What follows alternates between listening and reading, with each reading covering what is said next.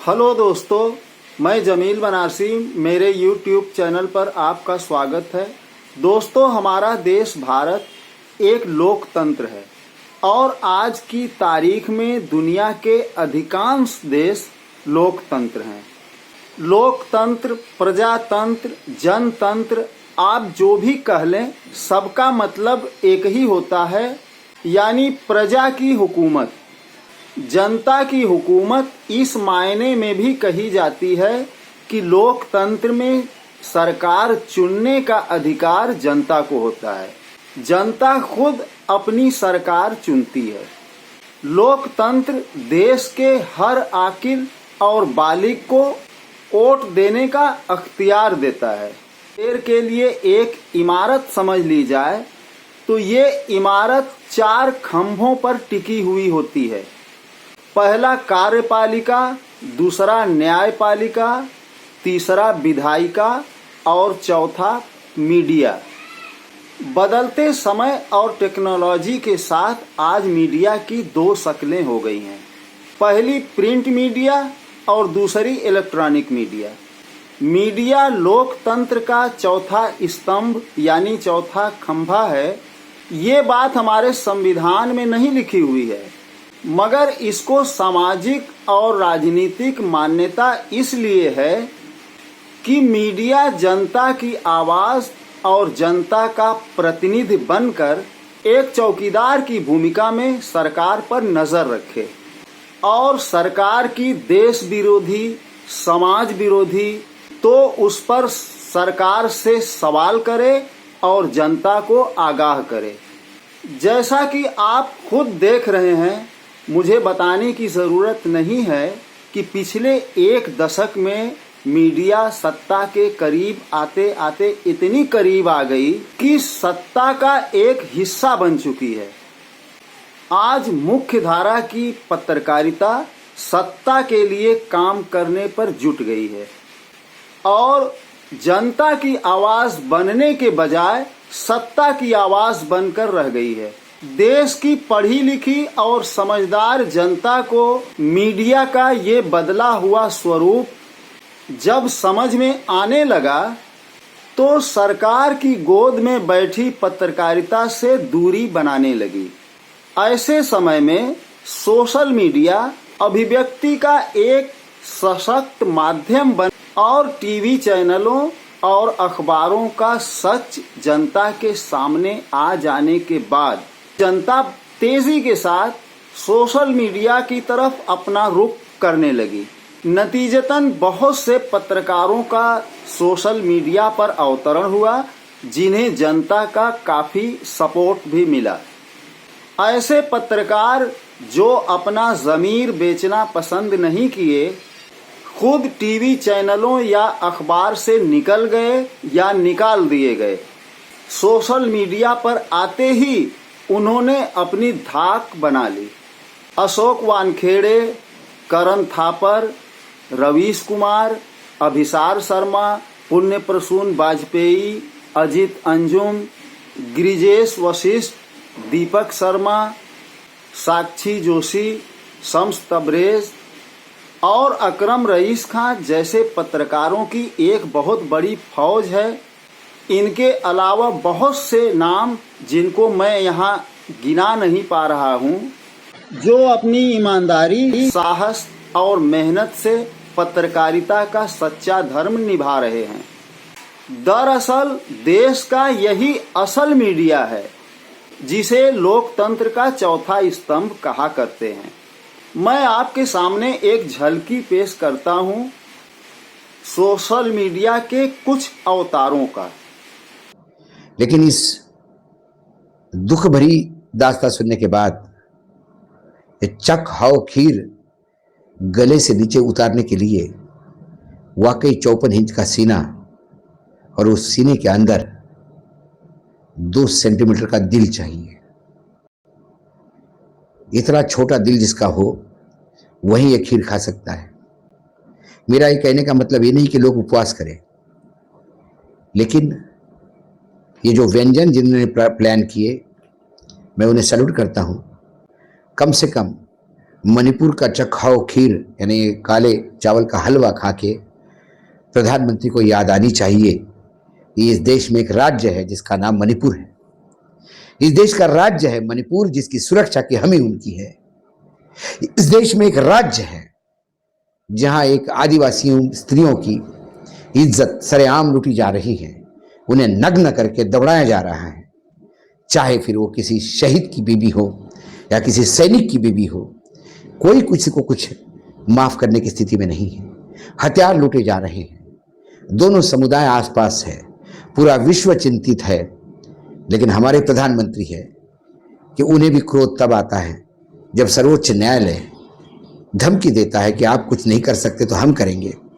शर्मा शर्मी में क्रोध तो आया, उन्हें ग्लानि भी हुई, उन्हें दुख भी हुआ और पीड़ा भी हुई। लेकिन उस पीड़ा का, उस दुख का, उस क्रोध की परिणति आगे कुछ होते हुए दिखाई नहीं देती, क्योंकि जब प्रधानमंत्री जी ये मीठा हलवा चख रहे होंगे तब किसी ना किसी की मां अपने बेटे के लाश पे रो रही होगी। यकीन से कह सकती हूँ, गोदी मीडिया बड़ी चालाकी से आग लगाता है, एक तबके को उकसाता है, एक पार्टी की आइडियोलॉजी को आगे बढ़ाता है और एक खास विचारधारा वाली पार्टी की शरण में हिंदुओं को पहुंचाता है। ये खेल बहुत बारीकी से खेला जा रहा है। आज के इस वीडियो में मैं आपको ऐसे ऐसे तथ्य दिखाऊंगी जिससे आपको मालूम चल जाएगा कि दंगे पूर्ण प्रायोजित है, सब कुछ जानबूझ करके होने दिया जा रहा है। नमस्कार, knocking-news.com में आपका स्वागत है। मैं हूं गिरिजेश वशिष्ठ। आज की तारीख में आपकी भूमिका क्या हो, नूह के मामले के बाद में आप क्या करें, सोशल मीडिया पर जो सामग्री आ रही है उस सामग्री का पे आपकी रिएक्शन क्या हो, किस तरह से आप इन चीज़ों को हैंडल करें, ये बहुत इंपॉर्टेंट है। क्योंकि आप लोग जैसे इस पर रिएक्ट करेंगे उस पर ही आने वाले दिन में देश की शांति निर्भर करेगी। हमको और आपको ये समझना पड़ेगा कि अगर इस देश को शांत रखना है तो इसको शांत रखने के लिए हमें कैसे व्यवहार करना है। ये वीडियो बहुत सूचनात्मक वीडियो नहीं है, लेकिन ये वीडियो बहुत सारा मार्गदर्शन करने वाला वीडियो है।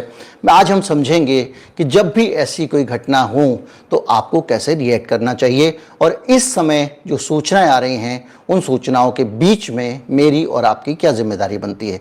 नमस्कार, आदाब, सत श्री अकाल, जय भीम, जोहार। मेरा नाम है नवीन कुमार। एक सवाल से शुरू करते हैं, और वो सवाल जो मेरे जहन में है वो निश्चित तौर पर आपके भी जहन में होगा, इस देश की औरतों के जहन में भी होगा। वो सवाल इस देश के बच्चों के जहन में होगा, नौजवानों के जहन में होगा, किसानों के जहन में होगा। और वो सवाल ये है कि प्रधानमंत्री नरेंद्र मोदी इतने डरे हुए क्यों हैं? आखिर उन्हें क्यों इतना डर लग रहा है कि वो नफरत के अलावा किसी भी चीज पर भरोसा नहीं कर पा रहे? उन्हें कोई यकीन नहीं रहा अपनी योजनाओं पर, अपनी नीतियों पर, अपने कार्यक्रमों पर। और जैसे जैसे 2024 का चुनाव आगे आता जा रहा है, वैसे वैसे प्रधानमंत्री नरेंद्र मोदी अपनी जिम्मेदारियों से पीछे हटते जा रहे हैं। ये शब्द आया कहां से और किसके लिए इस्तेमाल होता है? पत्थर चलाने वालों के लिए या एक समुदाय के खिलाफ होता है? दरअसल गोदी मीडिया को एंटी मुस्लिम अभियान चलाने के लिए कई प्रकार के शब्दों की जरूरत होती है।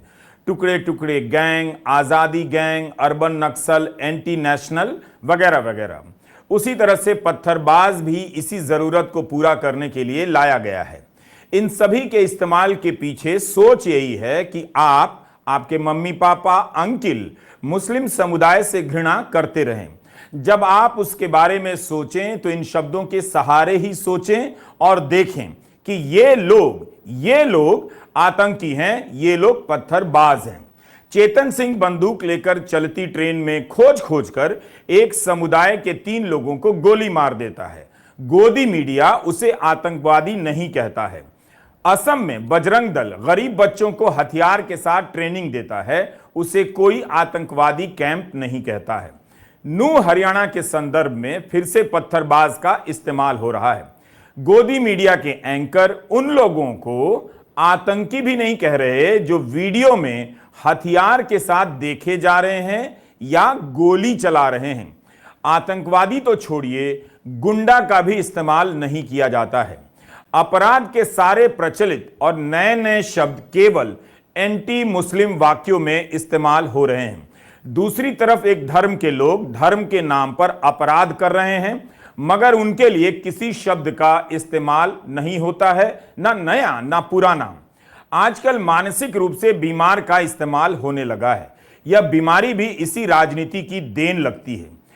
दोस्तों, मुश्किलें जब आती हैं तो एक तरफ से नहीं आती, मुश्किलें अक्सर चारों तरफ से घेर लेती हैं। और कुछ ऐसा ही हाल मोदी जी का आजकल है। अगर हम इलेक्शन की बात करें तो 4 राज्यों के जो इलेक्शंस हैं, जैसे छत्तीसगढ़ में जो सर्वे बताते हैं बीजेपी चुनाव हार रही है, और मध्य प्रदेश चुनाव हार सकती, कांटे की टक्कर है।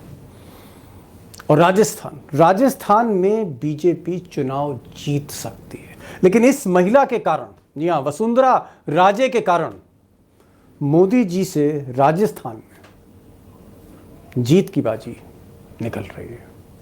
नहीं, देश में G20 की बैठक होने वाली है। उसके अगले महीने देश में वर्ल्ड कप, क्रिकेट का वर्ल्ड कप होने वाला है। वहीं दिल्ली से कुछ ही दूरी पर, क्योंकि गुड़गांव की जब हम बात करते हैं वो दिल्ली NCR रीजन ही है, दिल्ली मान लीजिए आप उसको, वहां पर इस तरह की हालत हो गई है कि हम लोगों को अपने रिश्तेदारों परिवारों से पूछना पड़ रहा है आप लोग ठीक तो हो, सेफ तो हो।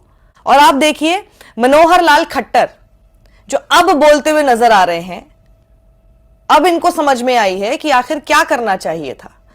उम्मीद करता हूँ ये वीडियो आपको पसंद आया होगा। मिलता हूँ अगले वीडियो में एक नए विषय के साथ। जय हिंद।